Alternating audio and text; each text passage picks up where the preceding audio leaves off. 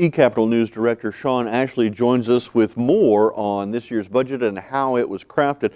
Sean, lawmakers went into the legislative session with a $1.3 billion budget hole. How did they go about filling it? Very creatively, to say the least. At the top of the ledger, so to speak, what we saw were a number of changes in tax credits and exemptions, as well as some enforcement proposals that were approved that will generate about an additional $300 million more for the upcoming budget year that begins July 1st.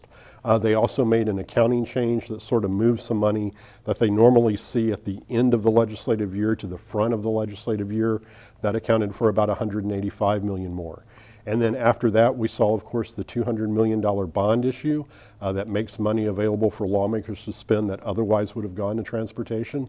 $73 million more was taken from transportation, as well as some other funds.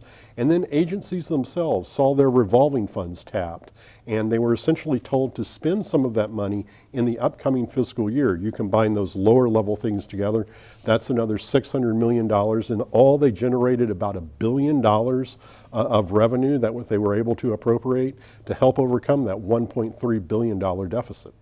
Okay, so who would you describe as the winners and losers in this? You know, normally when you're asked that question, what you do is you look and you see big areas like education or public safety or health and human services as a group being the big winners. That was certainly not the case this year. What we saw were individual winners within those subcategories. For example, in education, we saw common education held harmless. They got the same budget that they will end the current fiscal year with when the next fiscal year begins. The Oklahoma Healthcare Authority saw some additional money to help with their Medicaid cost, and the Department of Corrections was held harmless. But at the same time, back in education, we saw career tech and higher ed get cuts. We saw agencies within the public safety division get cuts, and we saw agencies within health and human services get cut. So it really depended on which agency you were as to how you came out in the end. In the end, there were close to $300 million of cuts spread out over, I guess you would say, most state agencies. All right. eCapitol News Director Sean Ashley, thanks for joining us. You're very welcome.